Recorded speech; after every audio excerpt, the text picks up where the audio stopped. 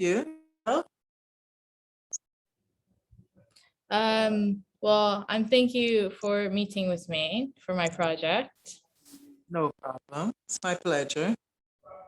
Yeah. Is it okay if I record this?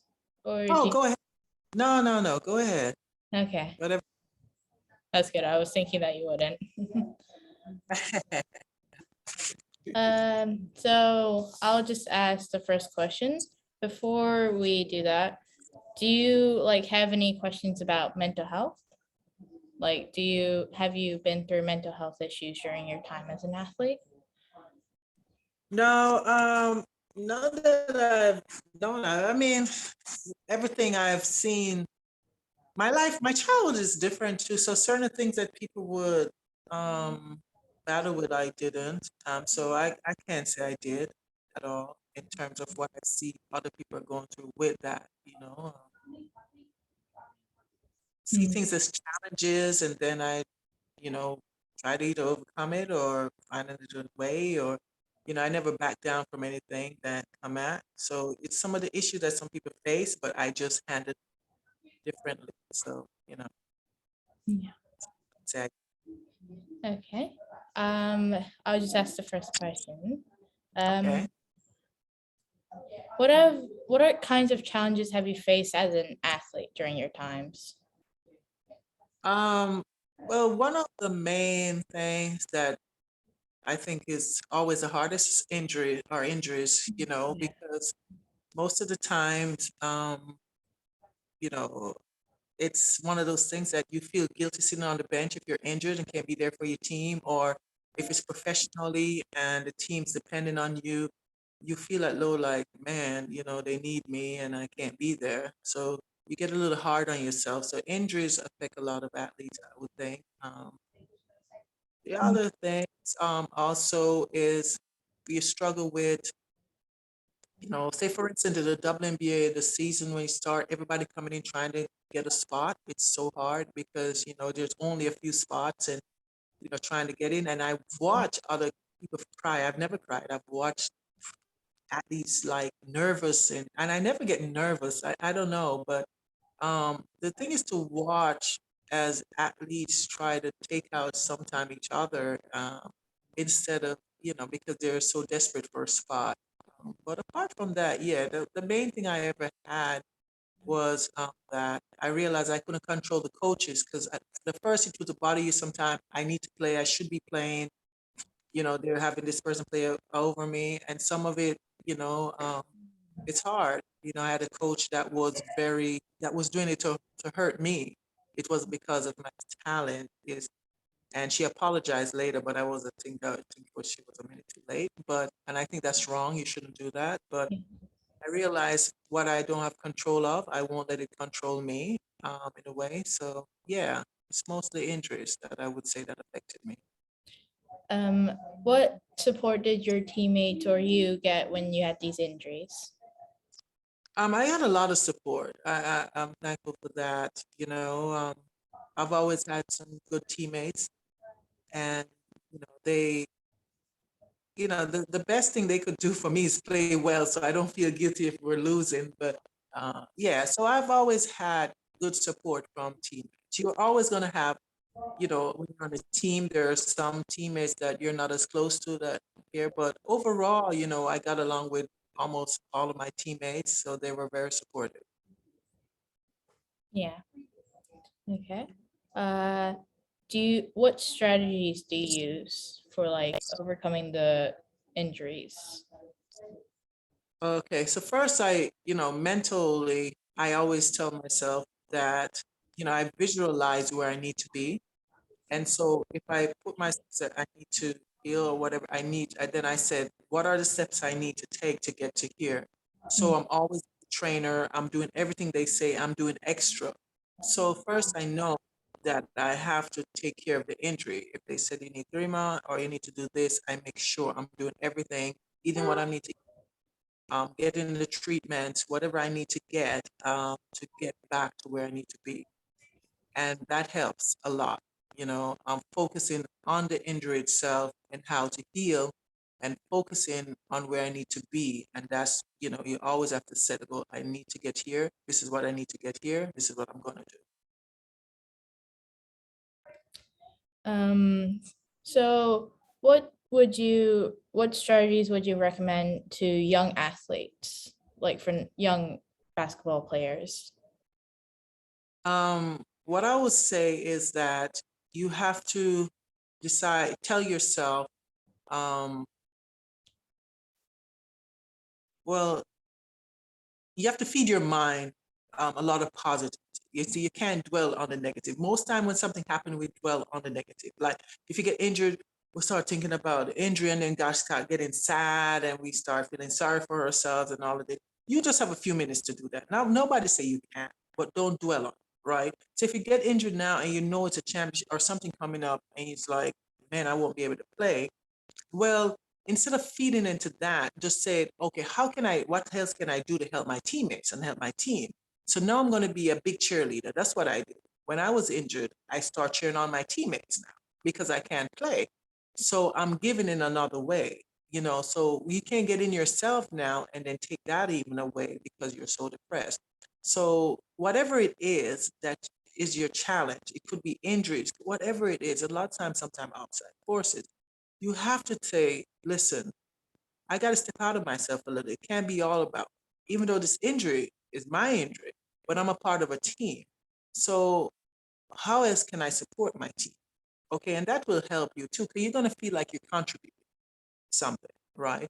So I would tell a young athlete that if it's an injury or whatever it is that's bothering you, don't dwell on it. Don't dwell on the problem.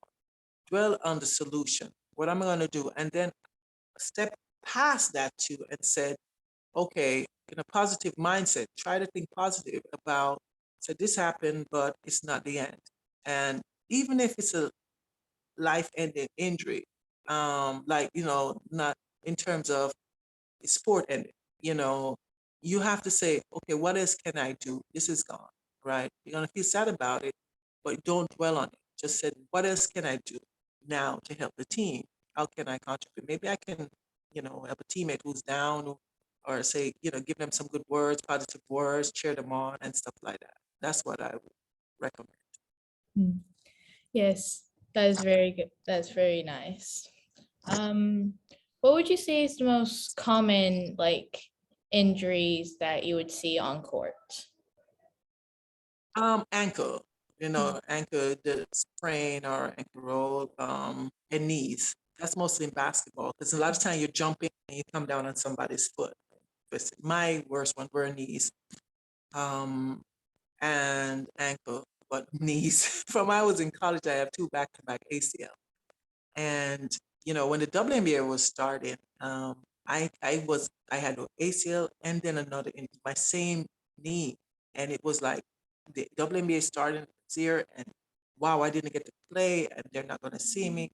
And I just said I'm going to work hard. So I was with the trainer. I was working hard so I could go to the tryouts because I wasn't drafted. Now I was injured. I had knee, and I decided that that's not going to stop me. I'm going to work on my knee and put on the brace, and I went and I got picked. So can you imagine if I was telling myself, oh, they're not going to want me. Oh, I'm injured. Oh, and I dwell in that, I would have lost out on the opportunity to make it to the WNBA. But I told myself that, okay, I'm going to do what I have to do, work on it, get it stronger, and then go on. But yeah, ankle and knees were usually, but knees for me. But with basketball, you're jumping on somebody's foot. I'm always jumping, so landing on somebody's foot or something and twisting my knee and ankle. What would they like? Have you seen anyone during your time as a basketball player ever like saying bad stuff, like they can't do it, and what would they react to? Yeah, I've had players just injured, just crying and just feel like the world is over, and I get it because it's when you're in the professional world, it's so competitive. They know that they can be replaced. That's just what it is. If you're injured, you know, they may go get another player. So it's one of those things that um, I make sure. whenever I'm around a teammate that's injured, to feed them with positive. You got this, or we got you. So you want to tell them that we got you. You're good. Just to take your time. We got you. Or trying to tell them that it's not over. You just take time to heal and all that. So you have to help them because not, sometimes people need to be pulled out of that when they're so deep. They need helping hands to pull them out from where they are. So I try to feed them with positive words and encouragement. Thank you. Uh, why? So again, why did you become a basketball player? Actually, I was a track star when I was growing up, and basketball just came as an opportunity. I was just walking home from a track meet, and these two coaches called me over and said, "Oh, you're tall, you're athletic. Why don't you learn the game for a year and we give you a scholarship?" And I was a poor young girl, and I hear scholarship, so that was a way out. So I took the chance to learn the game, and it was a means to an end. It was a way to get out of poverty. It was a way to get an opportunity to get an education that I couldn't afford in Jamaica to college because I didn't have the money. So that's why I took on basketball. Yeah, that is. So like during as a basketball player, did anyone ever like act out when they were playing on court? Like did they snap? Did they have a mental breakdown while you're praying? Like anyone? Um, I'm thinking, well, when I play, the most snapping go on is when somebody's coming and talking trash talk on the court. But I've watched, yeah, I've seen players actually but not on court though. The breakdown was actually on the bench, actually, like they come off the court, you know, after the coach pulled them out or something happened on the court in the fight, somebody say something, they come down and they're, heads down or crying or something like that. You get that. And if it's my teammate, I've seen it happen with other team, but if it's my teammate, I'll go sit, or we all, or somebody would go and put a hand around and say it's okay, and let them vent it out. They shake their head or cry through it and say, "You got this, come back to us. You got this. Let's go, move past that."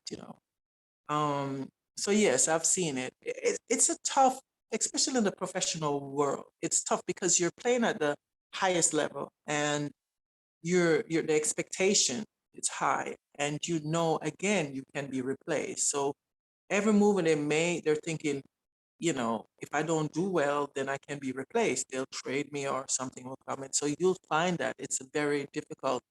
For me, I'm just always been just like, come for me if you have to. But I wasn't worried about anybody taking my spot, because I know what I bring, and if somebody take it, then they deserve it. There's another spot for me. So I never ever dwell on anything negative like that. It just wasn't.